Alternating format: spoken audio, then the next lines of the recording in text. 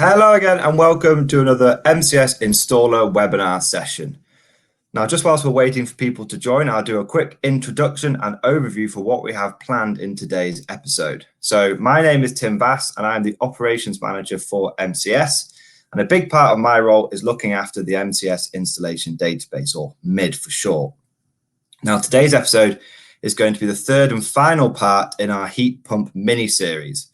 Now, in the first episode of this mini-series, we went through the general steps that you need to follow in order to raise a heat pump certificate in the MID. And in the second episode, we went through one of the more complicated steps, which was raising the compliance certificate that's also needed. And in today's episode, we're going to go through the specific RHI questions that are in the MID, which is another slightly more complicated part of the process. Now, don't worry if you haven't seen the first two episodes. Each one is relatively standalone, but if you want to go and watch the other two episodes, they are available on the MCS YouTube channel. And this one will be available there as well once it's finished and been recorded and uploaded there. So don't worry if you can't watch the full episode now, you'll be able to catch up at your own leisure. Now,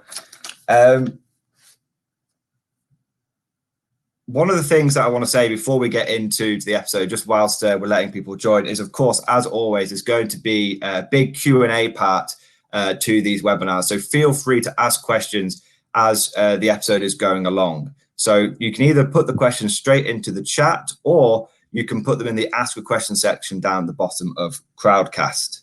And one other thing to say whilst before we jump in is the questions that we'll be looking at in the MID today, there's actually about 5 or 6 of them. And I could go through those very quickly in 1 or 2 minutes. It would be a very quick episode. However, what I want to do is use this as an opportunity to link to some of the really important bits of RHI guidance. You see, we tend to find there is a lot of guidance around the RHI and lots of documents, and it can be a little impenetrable. So what I want to do is, as we're going through the questions, I'm going to link to various bits of Ofgem guidance which are relevant to each question. And hopefully that will just make it a little bit easier, and it will explain some of this terminology that's used, like what's the difference between metering for payment and metering for performance. So we've given people a couple of minutes now, so we'll dive straight into the episode. And what I'm going to do first is I'm going to share my screen. So you give me 1 second, I'll just do that now. Okay, so give it a second and it should pop up now. So hopefully you should be able to see my screen now, and you can see I've started some of the questions here. What I'm going to do is I'm going to reset it back to the beginning so you can see the full process of answering these questions in the MID.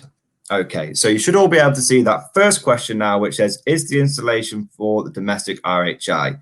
Now, one tiny thing to mention is we're doing this in what we call the MID UAT, or testing environment. So it might look slightly different to what you're used to seeing. The color might be slightly different and some of the tabs might be a bit different, but don't worry. The questions that we're going through today are exactly the same as what you see on the live version of the MID, so that won't change at all. So the first question is the installation for domestic RHI? And there's 2 options here. You can select no, and if you do that, then no further questions will pop up and you can continue on with raising the heat pump certificate. However, for this demonstration, I think it would be a waste of time if you just click no and then carried on. So what we'll do is we'll select yes, and you can see when you select yes, that 3 additional questions pop up in the MID. Now, the first one of these questions is, does the installation require metering for payment in order to be eligible for the domestic RHI?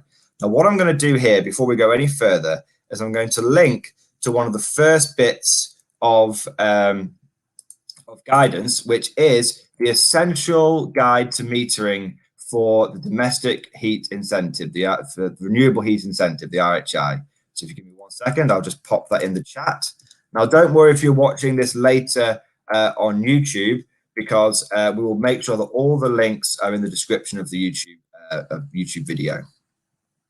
Okay, so this thing that I've linked you here is a 53-page document. It's pretty hefty, but it does basically have everything that you need to know about the domestic renewable heat incentive. It's a really good guide, and it also links to lots of other different things as well. So it's very much a good link to have, and will help you with the guidance.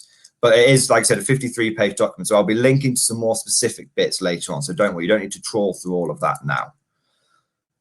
So we'll go back to the mid. So does the installation require metering for payment in order to be eligible for domestic RHI? Now that's a really important question because you have to understand the difference between metering for payment and metering for performance.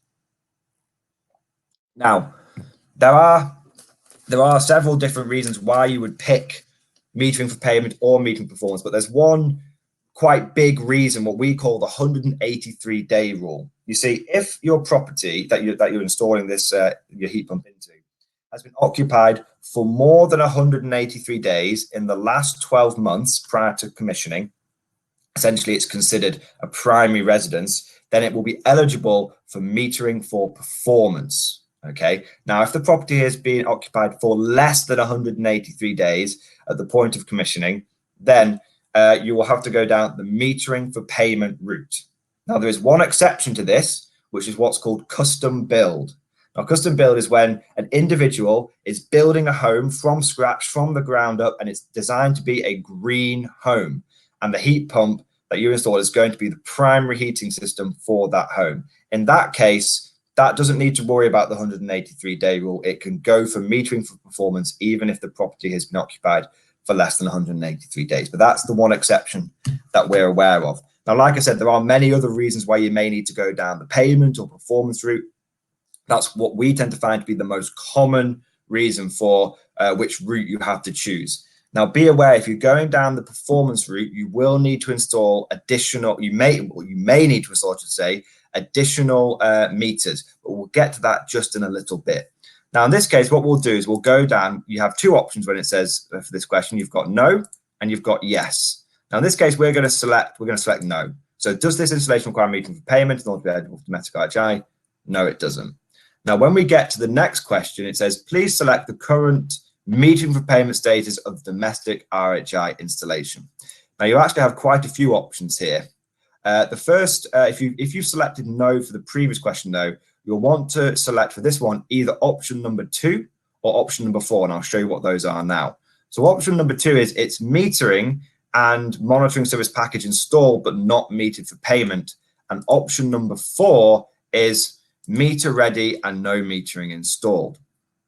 Now, before we go any further, I'm going to do another link here, and I'm going to explain what metering and monitoring service package is, MMSP for short. So let me just get my old link there, and it should be here. Now, this is actually a really good link, this one that I'm going to share with you, because it actually also goes into an in-depth description of metering for performance and metering for payment. So there's lots of good information here. So there we go. Now, this is this link. It is a link to all the terms for RHI that fall under the letter M. So there's loads and loads that fall under the letter M, but you've got MMSP, metering for performance, and metering for payment. Now, just to explain quickly what is MMSP, or metering and monitoring service package, the best thing for me to do is actually just read a couple of lines from that guidance. In summary, it's essentially a service package, but what it says here is a metering and monitoring service package, MMSP, is similar to a service contract and is a useful way of checking how well your heating system is performing. The MMSP consists of high specification heat meters, electricity meters, and temperature sensors installed on the heating system. It will log data at least every 2 minutes, and your installer will be able to see the data. So if you've installed one of those MMSPs, we want to know. But if you haven't, don't worry. You can just select it, look, meter ready and no metering installed. Okay. Now, so far, we've clearly gone down this metering for performance route. So now we get to this next question. It says, please select the current metering for performance status of domestic RHI installation. And here you have, this is where I talked about those additional meters that you may need to be aware of. So there's a difference between onboard meters and those additional meters. So you have 3 options when you're selecting this question. You've got no electricity or onboard meters. You've got electricity meters or and meters for performance purposes. And then you've got electricity meters, and then you've also got, it mentions that MSP again. Now, again, for this case, we're not going to go down the MSP route. It doesn't unlock any additional questions in this process. We're going to go for the second option, electricity meters, onboard meters installed for performance purposes. Now, what I'm going to do here is I'm going to do another little link. I know there's a lot of links, guys, but there's only going to be one more after this one. This link actually helps explain what onboard meters are, in case you're not sure between the difference between the onboard meter and the additional ones. So an onboard meter essentially is one that is built into, integrated with, or comes with the heat pump essentially out of the box. Now, for metering for payment, often onboard meters can be sufficient, and that can be the case for metering for performance, but more than likely, you're going to need at least an onboard meter and an additional meter, electricity meter as well. So when I go back to these questions, you can see how many onboard electricity meters are being used. Well, there's only two options. There's one onboard meter, or there's more than one onboard meter. Now, we tend to find that most heat pumps do come with one onboard meter, one that's integrated as part of the system. Now, the next question is, how many MID compliant electricity meters have been installed? Now, this is a little confusing because we call the MCS Installation Database the MID, but this MID here is nothing to do with us. Okay, that's not an MCS approved meter or anything like that. That actually refers to a totally separate bit of guidance, and that's actually not even on Ofgem. That is on gov.co.uk, and this is the last link, so I won't bombard you with any more. Don't worry, it's the last little bit of useful guidance that I've unearthed, and this explains essentially what an MID approved gas and electricity meter is. Now, what it is it's one that complies with the European Measuring Instruments Directive, and that's from 2006. So essentially, what it means in terms of when you're raising the certificate is an additional, a non-integrated, a non-onboard meter, an additional electricity meter. So how many of those have been installed? Now, there's quite a few options here. You've got electricity meter. You've got 1, 2, 3, or then it just goes to more than 3. We don't after more than 3. We don't need to know. So typically, what we find is you have one onboard meter when you go. This is when you're going down the performance route. One onboard meter and one electricity meter. Now, there are some options that I haven't showed you in terms of metering for payment. Don't worry. The only options I haven't showed you for metering for payment are on this third question here. I'll just highlight that.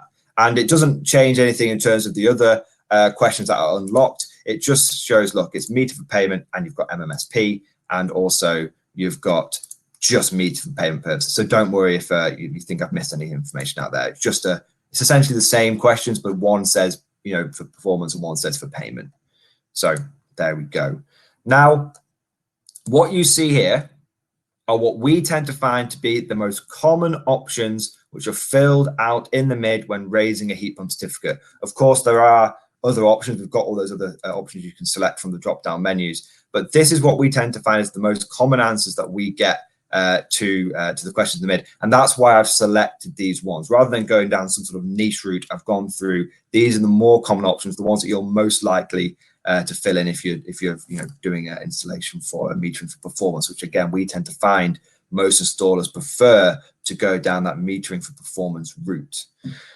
So that's all the questions answered, and that's all the links that I've been that I wanted to share with you guys. So what I'm going to do now is I'm actually going to stop sharing my screen, and I'm going to come back over to Crowdcast, and I'm going to see if there's any questions. If you haven't had a chance to ask any questions yet, don't worry. I'll give you a couple of minutes to put some down in the chat or in the ask a question section now. If you haven't got any questions, then that's absolutely fantastic. It makes my life a little bit easier. So like I said, I'll just leave it for just a minute or so, and then if any questions pop up, that's great, and if not, we'll leave that episode there. So just whilst people might be typing away, there's one other thing that I want to mention, which is this is actually the last scheduled of these installer webinar sessions. This is all the topics that we wanted to cover when we were developing this project. Now, there are several MID developments which are coming, which are going to affect installers, but they're not going to be released for at least a month. So, and some of those changes may be things like bringing back credits into the MID, which we know is a big one that some installers want to come back. So we'll be doing a proper demonstration of that when we bring them back. Can confirm they are coming back though, so hopefully that's some music to some people's ears. But what I also want to say is there anything within MCS, not just in the mid? You see, we want to expand these sessions now. Is there anything in MCS in general that you think would be useful for us to cover in these episodes? Is there anything that's a bit confusing or unclear, or you just think would be helpful for new installers to know? Please let us know.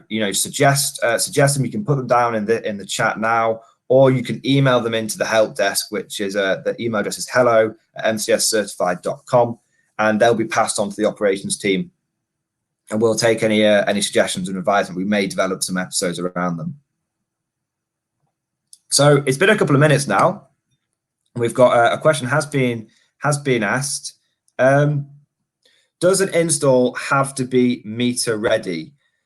When you mean meter ready, do you mean metering for performance or metering for payment on that, or are you just talking in general with that one? That's a question from Emily.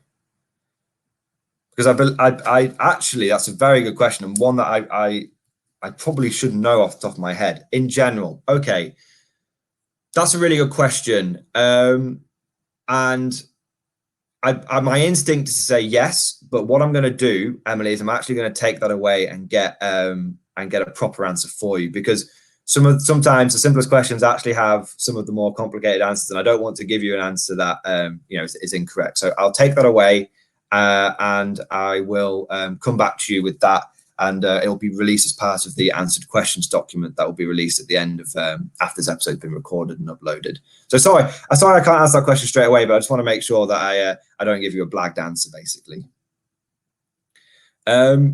Okay, so if that's all the questions, then we'll end this episode here. Nice and short and sweet. Like I said, please feel free to suggest any episodes, or if you've got any questions, then what we'll do is you can send those into the help desk. They'll get passed on to the operations team, and we can answer them there.